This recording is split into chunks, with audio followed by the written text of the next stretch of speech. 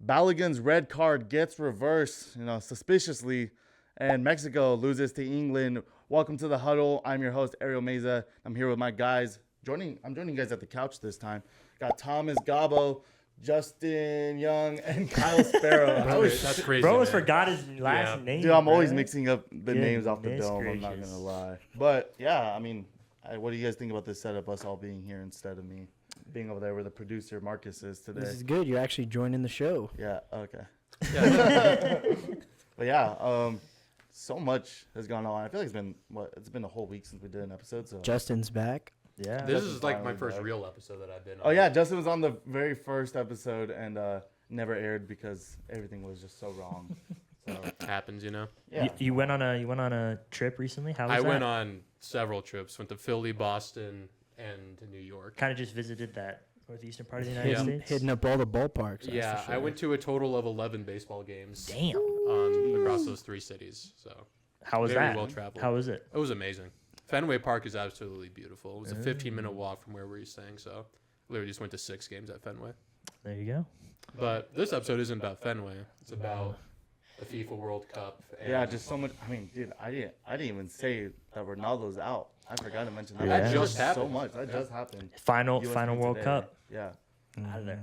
So let's just start. I think we just start with Mexico. That's my team. If anyone's been watching, they know that's my team. And very heartbreaking loss last night to England. Kyle, I'll just let you start. You're the USA fan, but you have been supportive of Mexico. Yeah. What were your thoughts of the game? I thought that Mexico came. I didn't think they came out with as much firepower as they did against Ecuador. Personally, I don't think they had quite the first half that they wanted to. Whoa. You have to admit. I don't think so. I You mean, have in to a way, admit. but yeah, okay. Go ahead. I'd say I thought the game was genuinely over when Bellingham scored the first 2 goals. I mean, yeah. And then Mexico fires back on a set piece. And they get one, and then obviously we all saw the red card that England got, and then Mexico kind of just was beating the bricks off England that whole second half. Harry Kane did get a penalty, which was warranted, I will say. And then Raul Jimenez, another penalty, 3-2. I mean, I think at the end of the day, if you're a Mexico fan, I don't think you can hang your heads after that performance. I do think that they came out and they left it out. They left it all out on the field, which is all you can pretty much ask for. Yeah, the way I see it, I mean, I don't really see it the same way you just said, like how second half seemed better than the first half. To me, it's the opposite. We played much better in the first half. I think we dominated the whole game, but I think we dominated that first half completely. Dude, Justin, you're not even a No, you don't know because watch you're literally doing the thing where we analytically we're up 3-1. Right? Okay, you're not letting me finish though. Look, we completely dominated the first half. But when England broke that domination, that little momentum from our momentum, our possession, we made 2 big mistakes and they capitalized on. They just capitalized on all our mistakes. To me, Mexico beat themselves that game. England didn't beat us. But England is that team where you can't make mistakes like that because they're gonna punish you for it. And I was sorry to cut you off, but I was just gonna say, I said to myself, I was like watching that game. As soon as Bellingham scored 2 goals, I was like, Mexico has to score 1 before the half if they want to have a chance, and that's exactly what they did. How do you say his name? Quinones. He's been on fire for Mexico that entire World Cup, and he delivered when they needed it the most. And then another guy, Raul Jimenez, as well, delivered when they needed it the most. And I just thought, for me, the one other game that I saw that Mexico played, they came out on fire, and then I don't know, because I'd say, okay, look, when you were watching Mexico throughout the group stage, the first 2 games, to me, I saw defense was great, offense is what was holding us back. Then, especially in that South Korea game, we got lucky. Then in the final game, our offense actually started to look good again. And then against Ecuador, they looked good. They were on fire. 2 goals in the first half, then they just parked the bus. Kind of. They didn't really do it. England parked the bus. Do you think it was a lack of competition? Because I know they were at the top of their group. But like looking at that way, like they might have been. Why did we look better in the group stage? Might have been a little like underprepared, if you can say that, for England. I do definitely think England was by far the best opponent we saw, especially on the attacking side. There's no other front like England that has Jude Bellingham, Saka, Kane, and they didn't even play. Rashford wasn't even in this game. I don't know if he's hurt or what. I didn't see him at all. But they have Rashford, Saka, Jude, Gordon, Kane. They have an insane front. And our defense looked good besides those like 2 stupid goals against Jude. I mean, they passed it to Mora, which was a bad pass because Mora had 3 Englishmen around him. And they just took the ball and went and they scored. And they got it to Jude again. The first goal that Jude got, defenders not even looking at Jude behind him, left him wide open. So it's just like stupid mistakes Mexico made that lost us the game. Besides those 2 bad plays and then Tyler Rangel making giving them a PK, like we were winning that game. Those 3 mistakes ruined it for us. Do you think it hurts that like the average height of the Mexico player is like 5'6"? Absolutely. And I didn't even get into the subs. That's why I say the first half was better. Second half we went in. We subbed out Cesar Montes, which I understand like defense is the reason why they scored those goals. And Cesar Montes is supposed to be the main guy on that defense, and maybe he wasn't doing his job.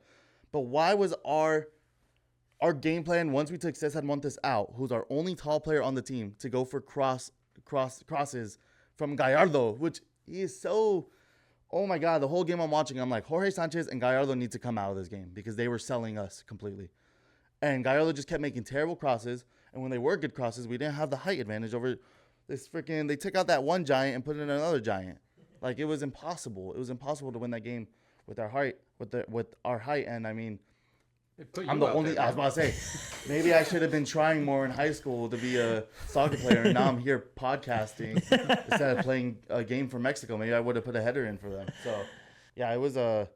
I really don't understand the second half either with the Vasco's choices to put in some of these players instead of other players. Like you had Luis Chavez on the bench for the entire World Cup, and you didn't use him once. Instead of crosses, we could have put Luis Chavez from deep, and he would have scored a banger because that's what he does. We didn't use him once in the entire World Cup. Why did we force feed him into the roster when he was coming off an injury if he wasn't going to play? So that didn't make any sense to me. Putting Santi in, taking Mora out, taking Quinones out. We took out our best players. We left Raul in, and Raul was on fire in the first half. This is why I say the first half was better because Raul had 3 shots that could have gone in, and Pickford made amazing saves.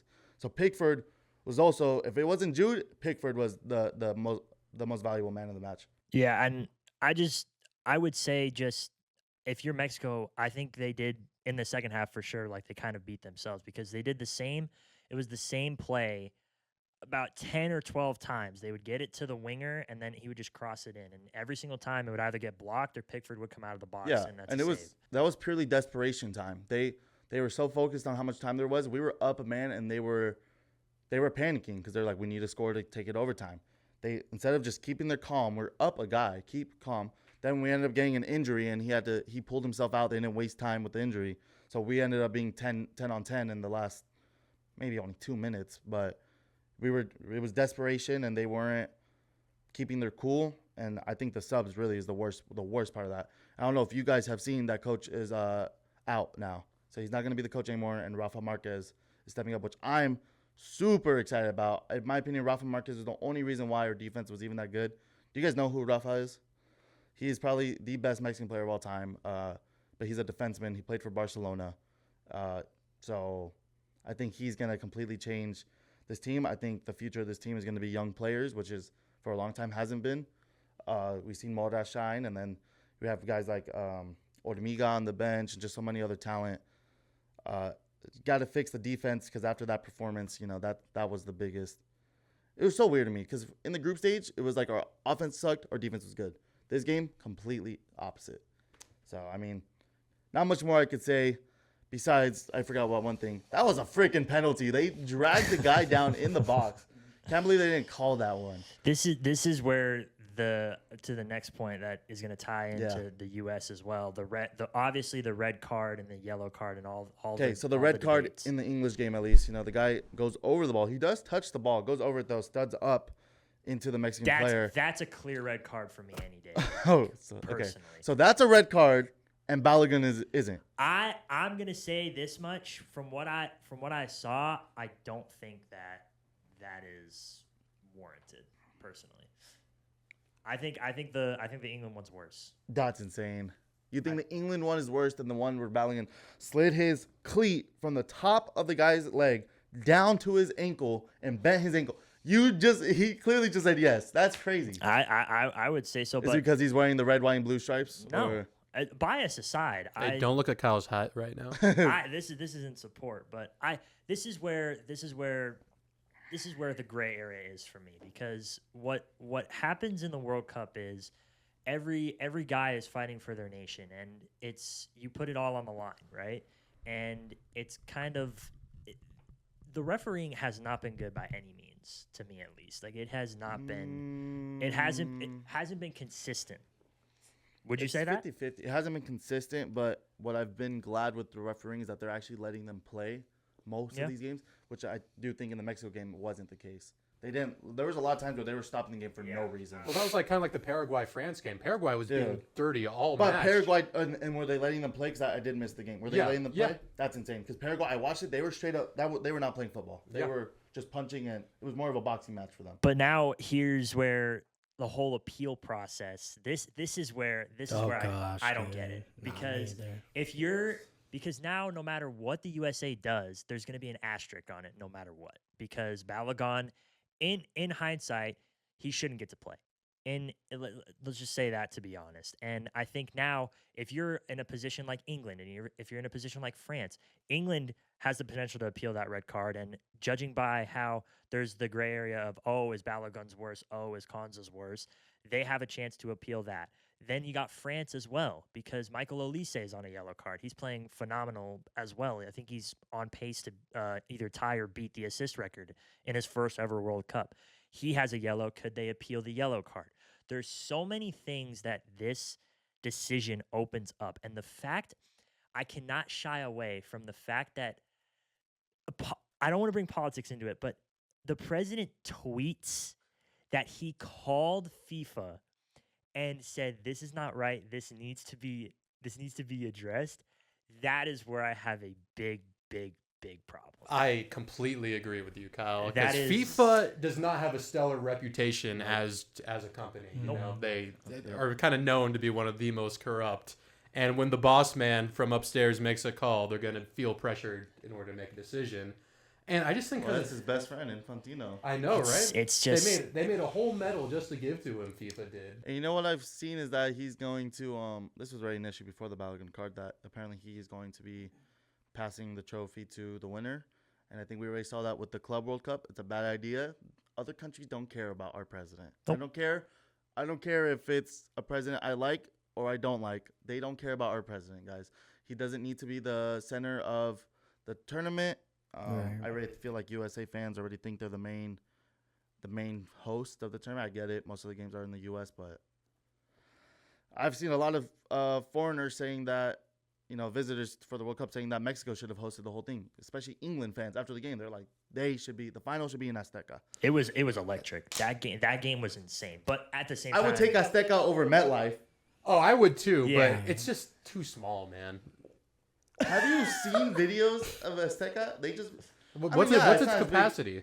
I can't tell you off the top of my dome, but it's probably not as big as MetLife and AT&T. Me personally, I think AT&T should have been. AT&T would be good. I think even like SoFi. SoFi's insane. Yeah. I think SoFi's smaller, but SoFi has like 6 decks. Beautiful. Yeah, it's beautiful. But all the stadium stuff aside, I know you have to put there has to be 2 separate groups: one politics and one sports. Yeah, the second that those 2 intersect, there's where you have a problem, because especially now when people go to sports for get away from politics in the real world. We just want to enjoy something, even though, I feel like politics and sports is always going to be intertwined, but to the level that is, like, a president should not be interfering with who's playing the game and who's not. It's just like in, Argentina in 1930 something or 50 something, they had a dictator at the time, and he changed the time of the game so that they could see what the result of the other game that mattered to them was, and they rigged it pretty much. So a little reminiscent of that. It's because the other question I have for you guys is, what if Trump doesn't tweet that? Do you think it's still, yes, it's going to have like a question mark on it, but if if he doesn't tweet that, and we don't think that he had anything to do with Allegedly, they said the decision, there wasn't any outside pressure to make the decision. But now you don't know. But why would you really tweet it? I don't like how much time they took to make the decision. They took 4 days to make the decision. I don't like that they waited to the day before the game to announce it. Now Belgium only has a day to appeal and to prep for it. On a coaching standpoint, like you're prepping for what's his name? No Balogun, their best player. No Balogun. And then today it's like, oh, now we got to prep. Like that's not fair at all. And this is typically their rest day as well. Like if the Belgian coach had every right, and the whole Belgian Federation had every right to be pissed because they're thinking, okay, USA's without their best player. We're going to kind of isolate their other best player, Christian Pulisic.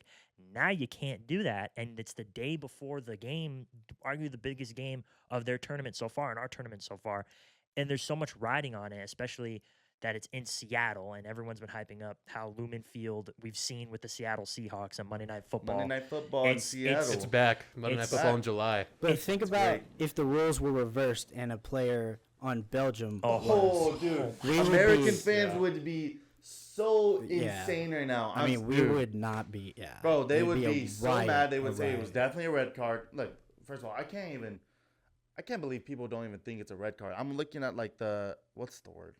The discourse online. Like American fans full-heartedly believe that was not a foul. And I'm not trying to just group them all into a stereotype, but I'm sure 80% of the people who are saying this have never watched a game of soccer before this. Like, they are just rooting for the U.S., and I get it, patriotism, and I support it. You know, when it's USA basketball, I'm a fan, but I grew up a Mexico fan, so I'm not going to root for the U.S. But still, that is a textbook red card to me. I don't care if the slow-mo made it look worse. It looked bad in regular time to me. It wasn't a case of, they shouldn't be using VAR. Same thing with the Ronaldo thing in the Croatia game. To me, it just sounds like people rather the refs make the wrong call if it benefits them than be using VAR, which is just exposing how many bad calls are missed in the game of football. That Croatia game, by the way, they had a really good system to determine, at least what I saw. Granted, I didn't see the goal, but I saw a highlight of it, and the fact that they have these sensors in the ball that can tell if the guy did touch the ball. Yeah. And evidently he did. This is why I don't get why people are so upset about it. That's an offside position, and that's why the goal wasn't allowed. What I need to see like the real sensor, because I feel like what they put on in the game wasn't the actual like straight up graph, because there is only one bump. And it is clear that after it touches the guy in the head, it touches a defender in the back. So they need to make sure it shows every single bump, because now people are like, well, that's the bump from the defender. And I don't blame them, because I was confused too. I didn't understand it.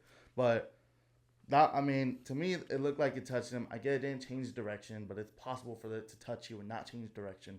At least I think. It's just that, because I'm going to bring up, because we talked about it earlier, earlier this month, and it was the whole Messi thing and the fact that Balogun's is similar to the Messi thing. Messi wasn't carded, and I think that's where kind of American fans are at right now, because if they're comparing Messi's with Balogun's, Messi didn't get a card, so why should Balogun get a card, blah, blah, blah, blah. Yeah. But it's just their consistency. It's the same across all sports, in my opinion. The NHL, the NFL, even soccer has just the consistency in refs is not where it needs to be. And it's been like that for what, like the past 10 years? And you take a look at some of the biggest games in each of those respective sports, and there's just been garbage call after garbage call and missed calls, and just not, you see one thing and then the same guy does the same thing and he gets penalized for it.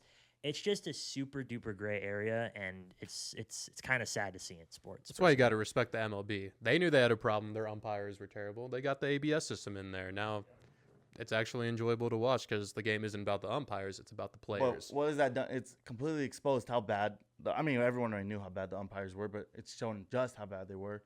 And now it's happening in soccer, and people are mad about it. They're mad that they use VAR because it's showing that their teams are winning by BS calls. Well, once again, the average and international... then VAR isn't used when Mexico gets dragged down in the box when they could have been a time PK, but it's fine. It's fine. I'm not mad about it. Well, I don't know about that, but it's up too much to judgment. And then when they try to... Some people are dug in. They like their old ways. They do not like VAR. They do not want the computer deciding what goes in their favor or not in their favor. And I get that. But also, you have to look that it's like objectively a better way to 100% ref these games. 100%. People can't put that aside. I think human error is kind of a part of the game. We see a lot of infamous clips and stuff like that. Like, that's what makes up sports. The stuff's gonna happen, and like, you're gonna be on the good side of it. You're gonna be on the bad side of it. So, I will say with the whole Trump interfering with the decision to bring him back or not. I mean, before he was even mentioned into it, I think it was a bad decision for FIFA to bring him back because it just changes, like we talked about earlier, the precedent now. Like, how many players are going to ask for an appeal when they think the red card? What player actually thinks they deserved a red card? That's very, very rare that a player's like, oh, I knew that was a red card. Like, and so now for the English team, there was a call in the game, and I'm sure he's going to try to appeal it. What did you see? Olise, they're trying to reverse the yellow card for Olise. It's just it's gonna look bad that they only choose for the USA team to get reversed and no one else because they're the host. So I think it's a bad idea anyways. And then, like you said, corruption in FIFA for a long time. Argentina and – that's what I was going to say. I cannot blame USA fans for thinking it's not a red card when they see that Messi and FIFA boy poster over here, poster boy, is not getting a red card for the same exact thing. It's the same exact foul. If anything, I do think Balogun's was a little worse, but Balogun wasn't looking. I get it wasn't intentional, and people think just because there was no intention, it shouldn't be a card. That doesn't matter. If I see one more person say it on Instagram that it wasn't intentional, I'm going to lose my freaking brain, bro. It's insane. But I can't blame him when Messi doesn't get carded for the same type of foul. So, of course, they're not going to think that it's a foul because they see the bias for Argentina. But those type of fans should know that they have their own biases. Like, they won't. Yeah, like if USA they watch basketball, biased. Like if like LeBron gets fouled over some bum, they're gonna be like, oh well, they're gonna try to defend LeBron more. They're gonna try to defend their favorite player more, Balogun more. That's just how it is. I think the decision on top of the Messi no call, not even a review. That's what pisses me off. That it didn't even go to a VAR. Like they were trying to ignore it so he wouldn't get carded. Those two things have just shown so much how corrupt FIFA is.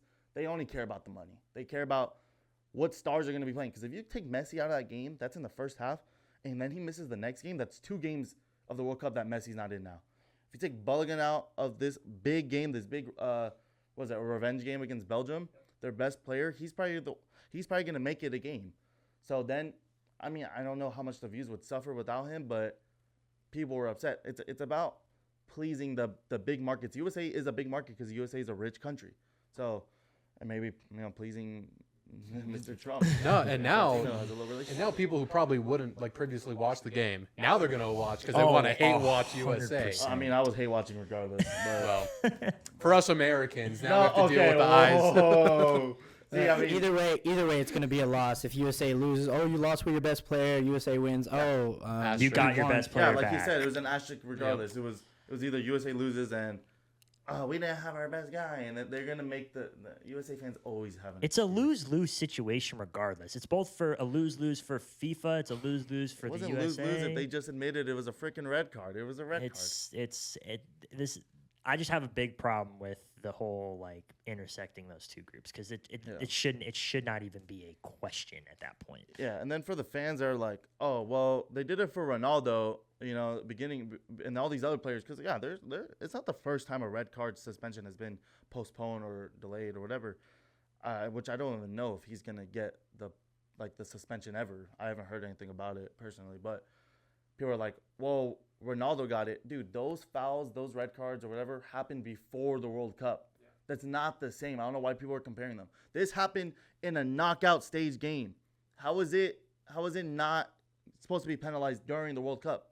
Well, I saw that there in the entire history, like during the World Cup, there's only been 2 red cards repealed, and one of them was the Balogun one. It's very unprecedented for how many red cards are called. Do you know what the other one was? Not off the top of my head. Ago, right? Yeah, and it was probably corrupt as well. Like, yeah. It's just I think it was something like that during the Argentina one, or something that was like very corrupt, like the president or someone had to step in and tell them like, they're gonna play. It's ridiculous. I can't remember off the top of my head, but they ended up winning the World Cup too. Yeah, that's ridiculous. It was for the final, and they ended up winning. Yeah. And it's just. I get it. Even if it was a bad call, I think you have to stand by your referee and be like, look, that's the referees we hired. They made the call. It stands. You know what? So the other one was in the 1962 World Cup. It was Brazil versus Chile. Brazil won. This one is ho ho ho. So Garrincha was sent off in the semifinal against Chile, but was cleared to play in the final by FIFA. And the Balogun reversal is the only other known instance of FIFA lifting a World Cup red card suspension. Yep. And of course, it's Brazil. Also corrupt. No. Yeah. But I mean, well, you see, without the corruption, they haven't done anything in the past. Shout out Norway. Since 7-1. Shout out Norway, though. And I'm rooting for Norway now too. I actually like the England team, but I do expect Holland's been on fire. And England looked good against Mexico, but I think they have to turn it up one more notch to really. Especially with the goalie of Norway too. He was on fire against Brazil and all the firepower. Until they gave Neymar that charity penalty. Yeah. Oh, dude, like that was. I don't understand Neymar I don't know why talking trash to me. And then, he was talking trash, dude. I would have just I was been like, screaming scoreboard. That's How you watched at age Like, 34, Neymar? He decided to. Well, he's dealt with a lot of injuries, but he decided to waste time arguing when they had a minute left to score, dude. Yep. That was. As a Brazil fan, and I'm so happy they lost because the Brazil bandwagons in the U.S., these performative people, bro, these LARPers out here. All right, speaking of Neymar losing, Ronaldo loses today, and officially, well, most likely, he's not going to end with the World Cup on his accomplishments and his accolades, and he said that this was his last World Cup. I don't think he changes his mind and tries to. I think because the next one will be in Portugal, so it's a home World Cup. But, dude, at the age of 45, to be able to play a World Cup would be insane. I doubt it. Speed is devastating. I don't think it would be smart for Portugal to be like, yeah, Ronaldo can still play with us at the age of 45. So, yeah, most likely done. No World Cup. Don't know how much it affects the GOAT conversation compared to where it already was. I think most people already agree Messi's the GOAT. The GOAT. The GOAT. It's because I can't admit it. I don't think Messi's the GOAT. Real? You don't think so? He is. I do think he's the most accomplished. Who do you think's the GOAT? No, I think Ronaldo's the GOAT. I think Ronaldo's the best player I've ever seen. It's tied until you factor in the World Cup, and then Messi goes up top with the World Cup. Dude. Oh, okay. By the end of this World Cup, if I think what happens, and Mbappe wins, if we're talking about who's the best in World Cup history, it's Mbappe by a mile. Yeah. He's already tied with Messi with only half of the World Cups that Messi's played. For sure. So, I mean, he's definitely in the conversation. Well, in terms of World Cup, yes. I'm sorry. I don't think Messi's in conversation at all for the GOAT of the World Cup. He had one World Cup. Yeah, I would agree with that. What if he wins the Golden Boot this year? Maybe, but dude, it's just the way Argentina plays. I think if Mbappe wins the it's Golden so Boot this force-fed year, for Messi, that solidifies himself as probably the best World Cup player because he already has one, and if he gets a Golden Boot with the fact how Holland's playing and with the fact that even Kane's in that conversation as well, and obviously Messi there as well, they're all within a pretty tight knit race. I think if he wins that, then I don't think there's any doubt. Plus, he won when he won the World Cup at what age? Like what age? Messi? No, Mbappe. Mbappe, 18. Yeah, that's. And he should have won. They almost beat Argentina. That was a great game too. Best freaking game of soccer I've ever seen. Oh, here's a good one real quick.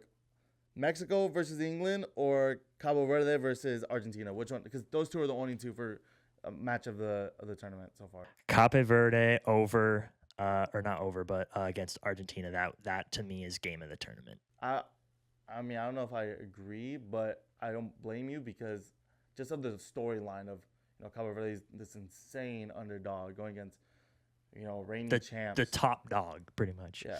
And just the goal that they scored, if you haven't seen it, that's the golden ball. If you haven't seen it, that's goal of the tournament. That's goal of the goal of whatever. That you can't even argue that. Just the amount of joy it brought to those fans in support of just such a small nation, and just the fact that they showed that Argentina is beatable, and which no one believed. Well, I'm sure I believe it over there on the far right did. I think I'll say right now. I think Argentina loses to Colombia. Yeah, Colombia gets all the way to semifinals at least. Colombia, they're the only Latin American team still left, right? Yeah, well, besides Argentina. But of Central America, I guess. Well, Latin America is Central, North, and South. I took history of Latin America. My geography's not good. So you should know better. I should know better. So you should know better. Yeah. So Argentina, Colombia, and I mean you could even throw the U.S. in Latin America because has the third most Spanish-speaking people in the world. There's no official language of the U.S. It's not English.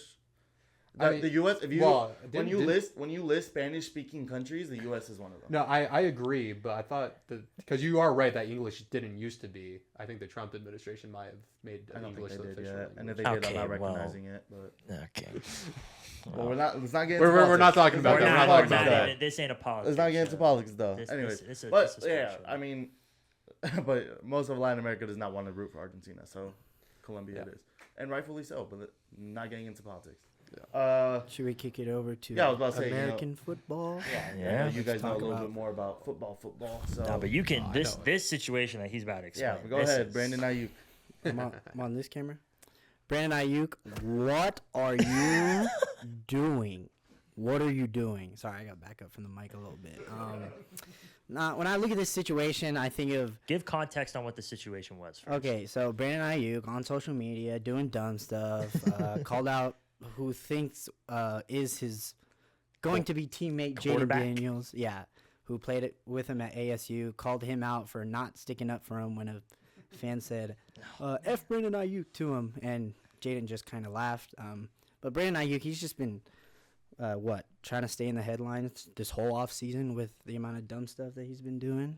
I've never seen anyone sabotage their career so quickly. At least with Antonio Brown, he kind of started to become a head case in like 2018-ish. He still played for a few more seasons after that with Tampa Bay and whatnot. Ayuk's done. No one's going to pick him up. Not even his favorite Washington Commanders. Yeah. When I look at this situation, let's look right into the camera. Brandon Ayuk, you are just, I don't know, unbelievably stupid. You are. Now, we would like to extend an invite to Brandon. If you want to come on the show and defend yourself. You have a platform. Please come on the show. I'm going to defend Brandon a little bit. No, I'm not. But what I originally thought, like he's crashing out, he's doing all this. It was the Niners. Like he was just mad at the Niners and all that, just talking smack to the Niners and this and this and that. But then he turned his attention to potentially his next quarterback, his college quarterback. And now I'm like, okay, this guy just has something wrong with him because, what he said that Jaden Daniels said, this is my team, you're going to listen to me or something, which would be kind of crazy to say. But, like, how much do we really believe that that's what was said? Yeah, I don't know. I just think he's taking it too far. Advantage of being a pro. When we look at the amount of players that have medically retired because of concussions, other injuries like that. We even see Chris Johnson right now who has ALS. Yeah. Like, dog, people are, like, fighting for their life, playing football, and you're doing this dumb stuff. It makes it look so bad. It makes football players look dumb. Yeah. He'd be a perfect fit for the Steelers. He would. He would be a perfect fit for bring him here. He would be a perfect fit for the Cowboys. He would be What are you talking about? a great Why? fit for the Because Cowboys. George Pickens left. He was a head case for you guys, and then he's been actually nothing but great for the Cowboys, and people are trying to spin this narrative. And he hasn't gotten paid yet because he's making a big old deal. He's gonna play because you know who it is? His agent. You know who else his agent represented? Micah Parsons. It's the agent, bro. Get him out of here. Now it's if you want to come on the show, though, you can send him over to the Bills, bro. Josh Allen needs another receiver. No, he does not. Josh Allen. Josh Allen needs. But anyway, Brandon Ayuk's not gonna have a job. So it went from the 49ers to potentially the Washington Commanders. If even you could say potentially. No, you're not getting it. I don't think you're getting. I don't really see the interest in pairing up Debo and Ayuk together, anyways. Again, like why? There's no reason. It didn't work in San Francisco. Yeah, I mean they got as far as they did. I don't think Washington has a better team than San Francisco did when they had both of them. Well, you already have McLaurin. You already have Debo. True. But Debo's like fat, and they want. He is fat. He is Debo Hamill, but you got Ayuk still can at least he does kind of add something in that receiver room because you have the fat man who can also like run the ball in Debo, and then you also have McLaurin who, even though he's getting a little up there in age, he can still stretch the field, spec catch master. Ayuk can kind of be that intermediate route runner guy, and I actually think he would fit in well if he was not insane. I think Debo, even though what you said, but I think he's still versatile in a way. I mean, if he's in the backfield, I mean, he can. A linebacker is going to respect him as still a wide receiver. So they better. I think that for sure plays into it. But there's no way that you can say that kind of stuff and expect to be signed to a team, especially with the Washington Commanders and like the trajectory that they're going. I mean, You have a very young quarterback who's very good. Obviously, got injured last year. Didn't have a great year. But I don't. If they pick him up, that's just dumb in my opinion. I know Dan Quinn is not somebody to mess around with at all. Not at all. Yeah, but he's Brandon Ayuk, you're gonna be out of a job. No way. He's already out of a job. Yeah, true. Do you guys you really believe that he's out of the league from this? Like, No, I mean some franchise, Some team will pick him is gonna up. pick him up. I've actually been seeing stuff about the Cowboys getting out. I wouldn't want. Wouldn't be surprised. I would I also like not be I like surprised. who we have. Flournoy is our third. I don't need Ayuk. I'm good on that. Well, didn't you guys trade that 4th round pick for? What was that guy's name? Jalen Tolbert or whatever. No, we drafted Tolbert. Then who's the guy from Carolina? You guys traded a 4th round pick for? Wide receiver? Yeah. I don't know. Coker, Jalen Coker. Yeah. right? That sounds about No, right. no. Because Coker's still on the Panthers. No. I know what you're talking about, and he's like never plays. Yeah. He actually wasn't terrible. DJ Chark. Was it him? No, it's not him. Fake Cowboys fan. Oh my God, how am I forgetting it? We'll But- figure it out. You said before we move on, before we end the show because we're getting time here.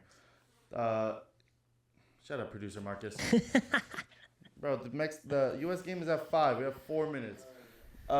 You had news about the MLB, right? Or you're saying? I mean, I do have news. The All-Star selections were announced yesterday. I know this show doesn't really touch MLB all too much. Hey, we got I'll chat with you for true. a little bit. Yeah. Yeah, those two right there. Yeah. All right. Well, first of all, we had the great Blue Jays voter fraud incident where Holy moly. every single Canadian voted for the Blue Jays to start. Thankfully, it was held somewhat in check. Vladimir Guerrero Jr., who's been doing horrible this season, he announced that he's sitting out. I saw which is that. very respectful. Allows Las Vegas Aviators' own Nick Kurtz to start at first base for the American League. He's been on a tear, dog. He I don't has know been. how he wasn't selected in the first place. The That's- fans, bro. That's the Canadian. They almost got Alejandro Kirk to be the starting catcher He's when only he's played in played- 14 games this season. That would have been ridiculous. Oh, that's unbelievable. But They yeah, got Ernie Clement starting at second base. And to be fair, the American League is kind of not great at second base. But still, it was just a little ridiculous, but thankfully that's all good now. Do you have a big snub? big I got one. snub. I got a big snub. Ooh. Go ahead, Justin. I'm going to start off, even though I am very biased in this opinion, but Zach Wheeler. He made it over Paul Skeens. Or he didn't He make didn't it make over Paul Skeens, Skeens. so.